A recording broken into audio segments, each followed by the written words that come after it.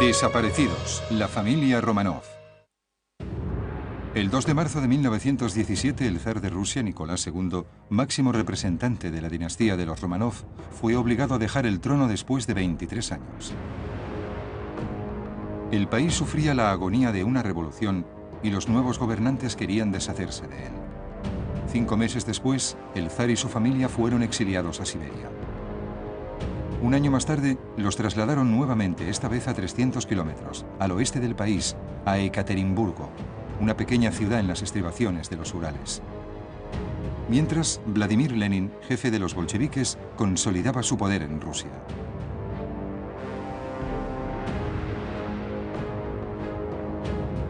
El país se vio envuelto en una sangrienta guerra civil cuando los contrarrevolucionarios, conocidos como rusos blancos, se resistieron a los bolcheviques y lucharon por restituir el antiguo orden.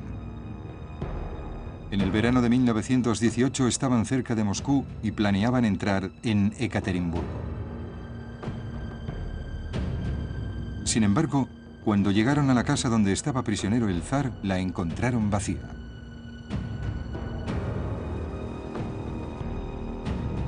Nicolás II, su esposa, sus 4 hijas y Alexei, el heredero, príncipe de la corona, habían desaparecido sin dejar rastro.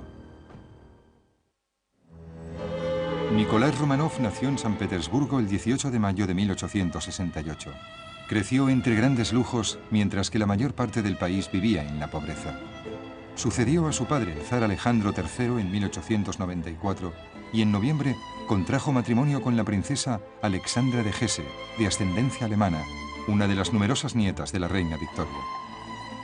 2 años después, en 1896, a los 28 años, Nicolás fue coronado. Era el 18º Romanov, que desde 1613 se sentaban en el trono ruso. El zar gobernaba a más de 130 millones de personas y un imperio que se extendía desde Europa al Pacífico, incluyendo Polonia, Finlandia, los estados bálticos y gran parte de Asia Central. Contaba con el apoyo de la Iglesia Ortodoxa rusa y unos cuantos aristócratas propietarios de tierras que controlaban gran parte de la riqueza del país. Aunque la servidumbre había sido abolida en 1861, la mayoría de campesinos rusos todavía sufrían grandes privaciones y luchaban por vivir de la tierra. A principios del siglo XX, la población rural rusa crecía tan rápidamente que se iban a los pueblos y ciudades en busca de trabajo. Pero había poco trabajo y muchos estaban en peor situación que antes. Empezó a crecer el resentimiento hacia el régimen autocrático del zar. En febrero de 1904, para apaciguar el creciente descontento, el zar se embarcó en una guerra con Japón y ambos países lucharon por conquistar territorios en China y Corea.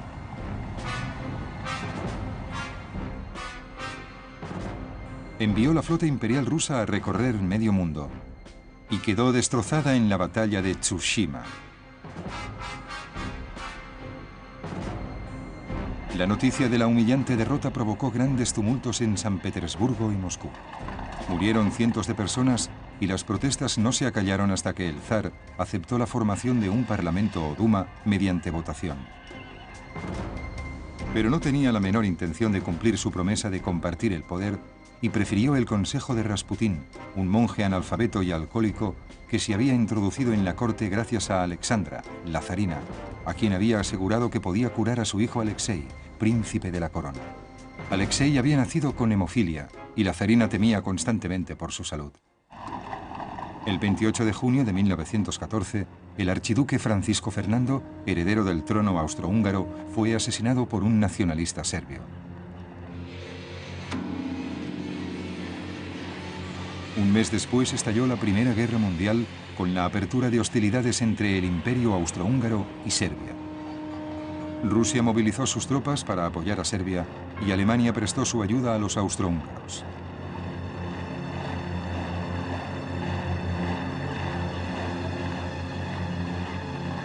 Desde el principio fue un desastre para Rusia. A finales de 1916, después de una serie de devastadoras derrotas infligidas por las poderosas fuerzas alemanas, el ejército ruso estaba al borde del colapso. El zar estaba consternado y decidió viajar al frente y asumir personalmente el control de las tropas como jefe máximo. Pero sin adiestramiento militar adecuado, resultó ser aún menos competente que sus generales y la situación empeoró.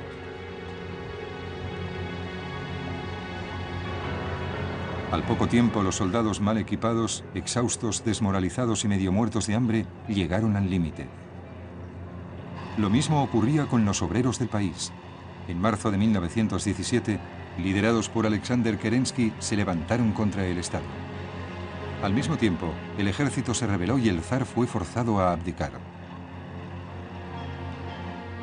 5 meses después, él y su familia fueron exiliados a Tobolsk, a un triste reducto de Siberia. Era una época de gran inestabilidad en Rusia y Kerensky, que era moderado, luchó por conseguir el poder. En octubre de ese año fue destituido cuando los bolcheviques, los comunistas mandados por Vladimir Lenin, dieron un violento golpe de Estado. Lenin sabía bien que aunque el zar ya no ocupaba el trono, todavía era un poderoso símbolo para los contrarrevolucionarios. Hacia finales de abril de 1918, la familia real fue trasladada a una casa franca de Ekaterimburgo, en los montes Urales, a 300 kilómetros al oeste de Tobolsk. Un viaje del que nunca regresarían.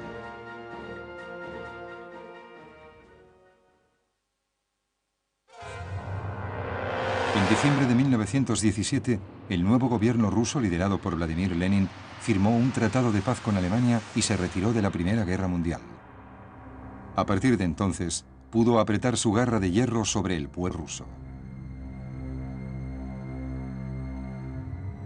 En la primavera de 1918, Rusia se vio envuelta en una sangrienta guerra civil entre los bolcheviques o comunistas, liderados por Lenin, y los rusos blancos, que recibían apoyo de Norteamérica, Gran Bretaña, Francia y Japón. En abril, el zar Nicolás II y su familia fueron trasladados de Tobolsk a Ekaterimburgo.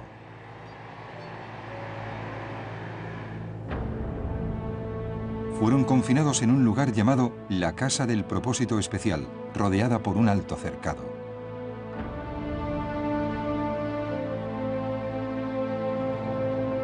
Aunque el zar, su familia y sus asistentes personales, incluyendo el médico, el doctor Evgeny Botkin, eran prisioneros, se les permitía moverse libremente dentro de los terrenos de la casa. Parecía que el zar casi disfrutaba de su nueva existencia. Pasaba el tiempo con su familia, trabajaba en el jardín, paseaba y se refería a sí mismo como Nicolás Romanov, simplemente.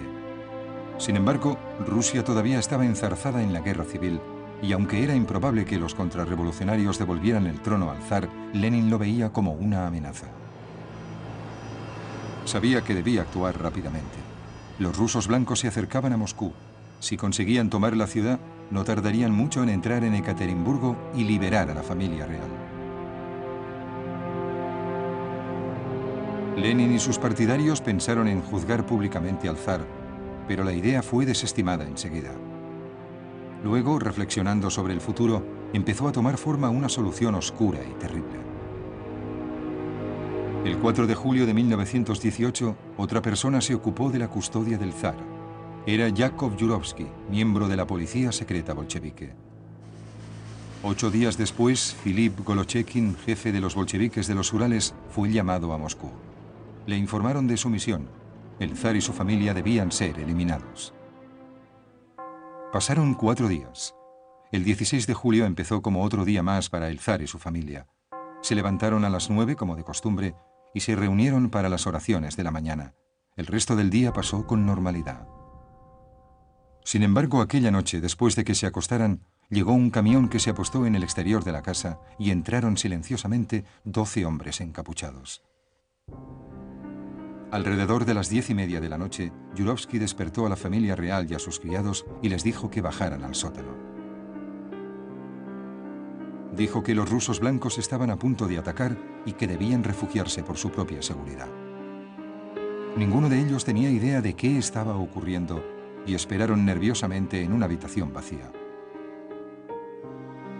Yurovsky entró bruscamente flanqueado por los hombres que habían entrado en la casa. Dijo a la asustada familia que como estaban intentando rescatarles iban a ser ejecutados, y los hombres abrieron fuego inmediatamente con sus revólveres. Nicolás y su esposa Alexandra murieron en el acto.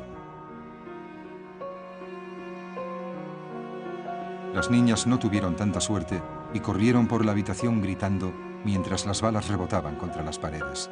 Finalmente las golpearon y las mataron a bayonetazos. Tuvieron que disparar 3 tiros para acabar con Alexei, el príncipe de la corona que tenía 14 años.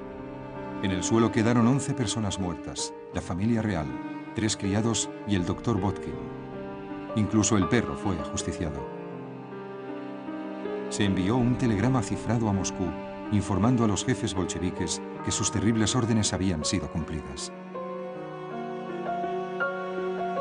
Todo se hizo en el mayor secreto, pero pronto se filtró la noticia de que algo terrible había ocurrido a la familia real. Sin embargo, hasta 60 años después, no aparecieron señales de ellos. El 17 de febrero de 1920, menos de 2 años después de que los Romanov fueran ejecutados por los bolcheviques, rescataron a una joven de un canal en Berlín, Alemania. Aparentemente padecía amnesia. La mujer fue ingresada en una institución mental. Durante su estancia allí, una paciente se apercibió de su extraordinario parecido con la gran duquesa Tatiana, la segunda de las 4 hijas del último zar. 2 años después salió de la institución. Adoptó el nombre de Anna Anderson, pero insistía en que era Anastasia, la hija menor del zar. Aunque por entonces ya se sabía que el zar y su familia directa habían sido asesinados, no se habían encontrado sus cuerpos.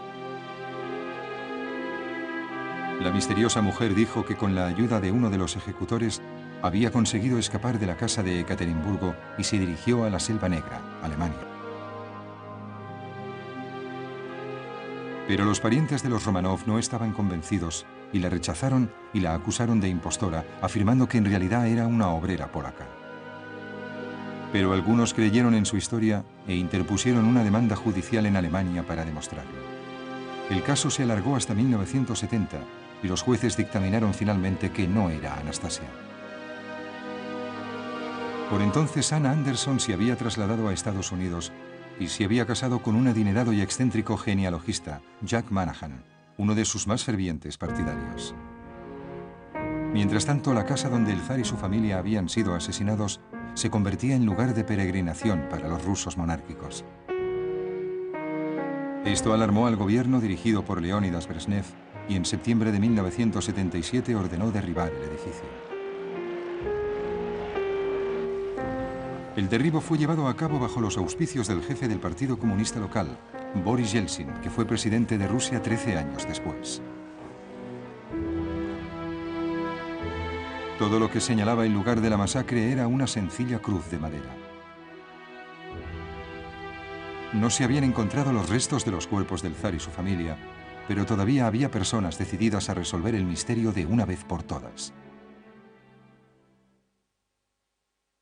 En mayo de 1979, el escritor y cineasta ruso Geli Rayabov y el geólogo e historiador Alexander Avdonin hicieron un trascendental descubrimiento en los bosques cercanos a Ekaterimburgo.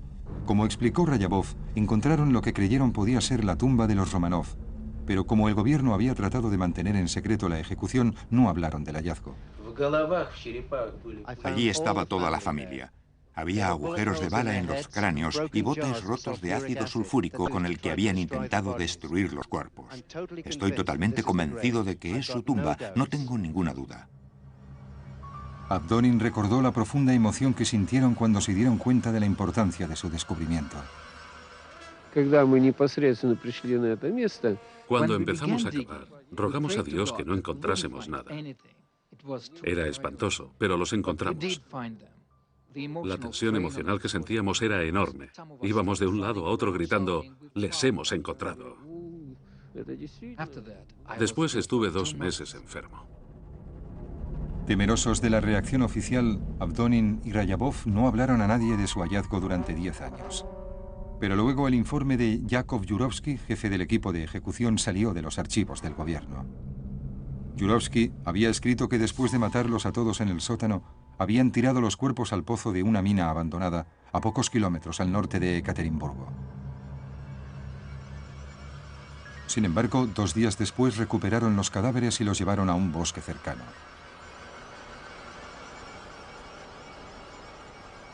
Rociaron con ácido 9 de los cuerpos y los enterraron en una fosa que cubrieron con material deshecho de la vía férrea. Dejaron aparte los cuerpos de Anastasia y Alexei e intentaron deshacerse de ellos incinerándolos. Como no lo consiguieron totalmente, enterraron los restos en otro lugar. A pesar del informe de Yurovsky, el gobierno ruso todavía era reacio a admitir que la ejecución había sido autorizada oficialmente. En 1991, el gobierno cedió y dio permiso para que la fosa fuera reabierta. Trabajaron junto con expertos forenses y encontraron los restos de 9 personas.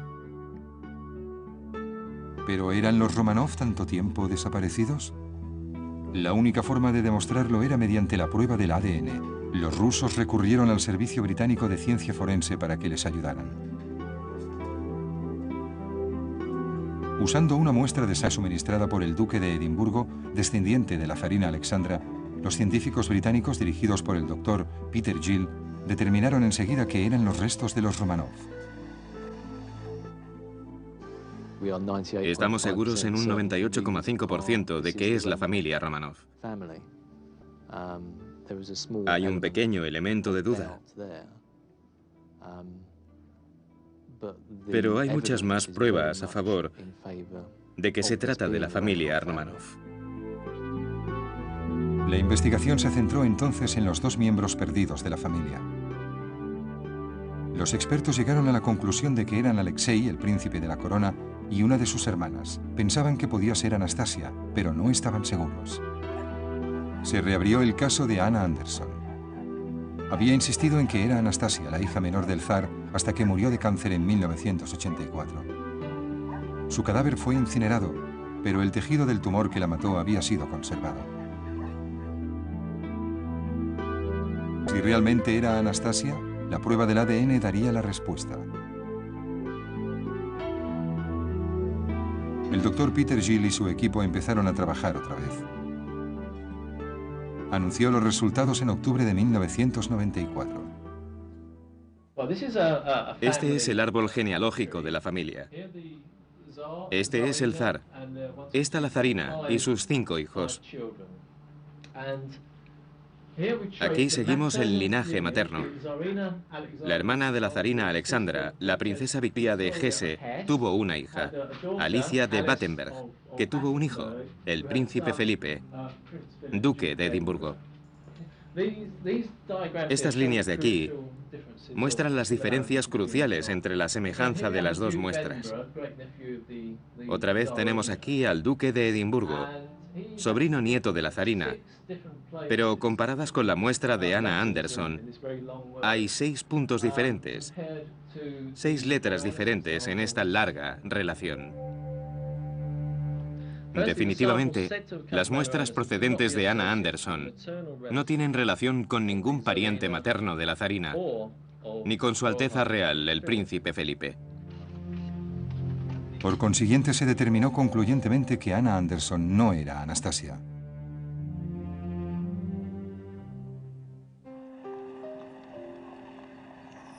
Cuando se publicó la noticia de que se habían encontrado e identificado los restos de los Romanov, se celebraron sus exequias en toda Rusia. Las autoridades no hicieron nada por evitar esa demostración de devoción al régimen zarista abolido en 1917. No les pareció importante. Se tardó 80 años en saber la verdad sobre el asesinato y la desaparición de la familia real rusa, aunque los restos de Anastasia y Alexei no han sido hallados. El príncipe Rostislav Romanov, resobrino del zar, expresó sus sentimientos. Finalmente se ha demostrado lo que muchos de nosotros creíamos, que habían sido asesinados. Y así se cierra por fin un capítulo que nos permite ser algo más optimistas para el futuro. Se le pidió al príncipe su opinión sobre lo que podía haberles ocurrido a Anastasia y Alexei. Yo creo que fueron asesinados con el resto de la familia. Y en cuanto a que no se hayan encontrado sus cuerpos, no sé. Supongo que una posible explicación es que, aunque los rusos intentaron destruir los 11 cadáveres, no lo consiguieron, pero sí tuvieron éxito con los 2 más pequeños. En 1995, después de un bello y emocionante funeral en la Catedral de San Petersburgo, los restos mortales del zar Nicolás II y su familia fueron depositados en su última morada. Así terminaba oficialmente la Rusia de los zares.